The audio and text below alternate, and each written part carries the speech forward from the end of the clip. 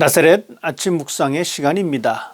오늘도 하나님의 말씀과 함께하는 여러분에게 주님의 은총이 경험되는 복된 하루가 되기를 원합니다. 오늘 우리가 함께 읽을 말씀은 시편 117편 1절과 2절입니다. 너희 모든 나라들아 여호와를 찬양하며 너희 모든 백성들아 그를 찬송할지어다. 우리에게 향하신 여호와의 인자심이 크시고 여호와의 진실하심이 영원함이로다. 할렐루야. 아멘. 사람들은 저마다의 목적을 가지고 살아갑니다. 어떤 삶을 살아낼까 고민하면서 그 목적을 향해서 부단히 노력하고 살아가고 있습니다. 어떤 사람은 이미 그 목적을 이룬 사람도 있고, 또 다른 사람들은 여전히 그 목적을 향해서 오늘도 노력하면서 살아가고 있습니다. 저는 여러분들이 삶의 목적을 향해 한 걸음씩 전진하고 있다는 사실을 응원합니다. 왜냐하면 그 삶의 목적을 이루는 것이 힘들다는 것을 알고 있기 때문입니다. 물론 저마다의 삶의 목적은 다 똑같지 않습니다. 어떤 환경에서 성장했느냐, 자신의 가치관이 무엇이냐, 종교적인 신념에 따라서 그 목적이 달라질 수 있습니다. 어떤 사람은 어려서부터 가난한 삶을 살아왔기에 부유하고 윤택한 삶이 자신의 최우선의 목적인 사람도 있습니다. 또 어떤 사람들은 배움의 갈증을 벗어나려고 배우는 것에, 또한 자녀들을 교육하는 것에 삶의 우선 목적을 두고 살아가는 사람도 있습니다. 지금껏 우리는 그 목적을 이루면서 열심히 살아왔습니다. 다른 사람들보다 더 열심히 재물을 모았습니다. 다른 사람들보다 더 많이 배우려고 노력했습니다. 자녀에게 배움의 기회를 주려고 부단히 노력했습니다. 그리고 마침내 지식을 얻었고 좋은 직장도 얻었습니다. 원래 내가 의도했던 그 목적을 이제는 이룬 것 같습니다. 이런 모습을 보면서 만족해 합니다. 다른 사람들이 이루지 못한 것을 이루었다는 것은 칭찬받기 마땅한 것입니다. 그렇지만 그것이 전부가 될 수 없습니다. 이런 모습은 하나님을 향한 신앙이 없는 사람들도 충분히 감당할 수 있습니다. 그런데 우리가 누구입니까? 우리는 신앙을 가지고 있는 사람들입니다. 특별히 하나님을 아버지라고 고백하는 사람들입니다. 그렇기 때문에 우리는 세상 사람들과 다른 우리만의 특별한 삶의 목적이 반드시 있어야 합니다. 더 나아가 그것이 우리의 첫 번째 인생 목적이 되어야 합니다. 그래야만 온전한 그리스도인이라 말을 할 수가 있습니다. 그리스도인으로 여러분의 삶의 목적은 무엇입니까? 오늘 우리는 시편 117편의 말씀을 통해 우리의 삶의 목적이 무엇이 되어야 하는지 다시 생각해 보려고 합니다.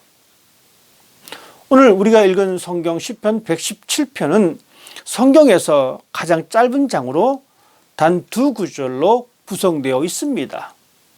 비록 짧은 구절이지만 우리의 삶의 목적이 무엇이어야 하는지 분명하게 제시하고 있습니다.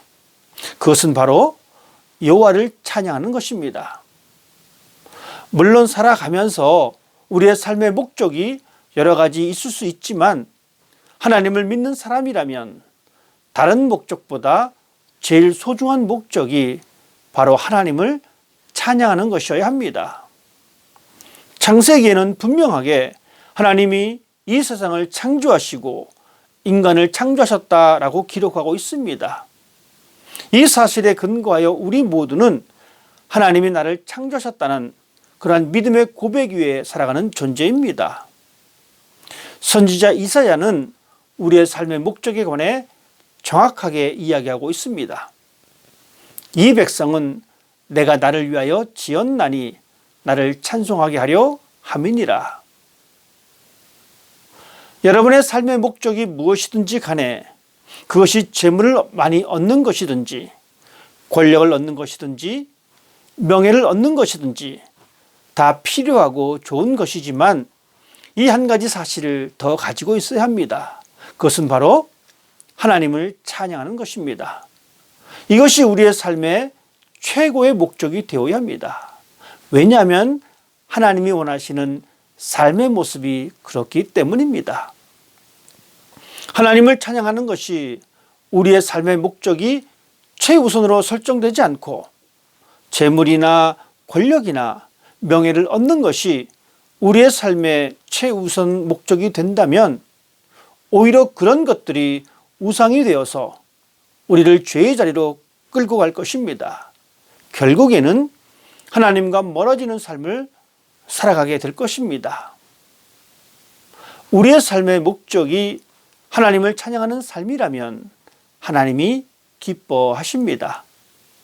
하나님께서 사람을 만드시고 기뻐하신 것에 대한 응답으로 우리가 하나님의 기쁨이 되어야 합니다. 하나님을 찬양할 때 세상의 유혹에도 흔들리지 않으며 오히려 마음에 기쁨이 있고 감사가 있고 자족하는 마음으로 평안 가운데 살아갈 수가 있습니다. 그렇다면 왜 하나님은 우리로 하여금 찬양하게 하는 것이 우리의 삶의 목적이 되어야 한다고 말씀하셨을까요? 그것은 바로 우리를 향한 하나님의 사랑이 크시고 진실하심이 영원하기 때문입니다. 2절 말씀은 이렇게 기록하고 있습니다. 우리에게 향하신 여호와의 인자하심이 크시고 여호와의 진실하심이 영원함이로다. 하나님의 사랑과 하나님의 진실하심은 하나님의 속성입니다. 그런 하나님의 성품이 우리에게 다가오셨기 때문입니다. 나를 향한 하나님의 사랑으로 인해 내가 구원을 받았습니다. 이제는 내가 새 사람이 되었습니다. 예수 그리스도의 보혈로 정결하게 되었고 의롭다고 인정을 받았습니다. 하나님의 자녀가 되어서 예수님의 생명을 얻었고 하나님의 나라를 선물로 받았습니다. 이 놀랍고 크신 그 사랑이 내 안에 있기에 내 삶의 가장 중요한 목적이 바로 하나님을 찬양하는 것이어야 합니다. 나를 향한 하나님의 마음은 영원하십니다. 시간에 따라 변하지도 않습니다. 환경에 따라 변하지도 않습니다. 하나님의 인자하신 마음 때문에 비록 우리가 죄 가운데 살아가지만 우리가 다시 돌아오시기를 하나님은 기다리고 계십니다. 하나님은 우리를 향한 하나님의 은혜의 마음을 거두어 드리지 않습니다. 이것이 바로 우리가 하나님을 찬양해야 할 목적입니다. 오늘 우리는 시인의 고백에 응답하는 하루가 되었으면 좋겠습니다. 오늘 하루도 불평과 원망보다는 하나님을 향한 찬양의 입술이 되기를 다짐하십시다. 오늘 우리에게 허락하신 이 하루도 하나님의 인자하심을 깨닫고 나를 향한 하나님의 약속이 변함이 없다는 사실에 감사하며 기뻐하는 하루가 되기를 주님의 이름으로 축복합니다. 기도하겠습니다. 찬양 받으시기에 합당하신 하나님, 오늘도 하나님을 향한 찬양의 고백을 드립니다. 이 땅에 사는 동안 하나님이 베풀어 주신 사랑 때문에, 나를 향한 하나님의 신실하신 약속 때문에 하나님을 찬양하는 것이 내 삶의 목적이 되게 하시고 그 목적이 흔들리지 않도록 언제나 성령님께서 나의 마음 가운데 거하여 주시옵소서. 나의 입술이 하나님을 찬양하며 나의 삶의 모습도 하나님을 찬양하게 하시며 하나님의 은혜를 받은 사람으로 합당하게 살아가는 자들이 될 수 있도록 하나님의 영이 나의 삶을 인도해 주시기를 원하며 우리 구주 예수 그리스도 이름으로 기도드립니다. 아멘.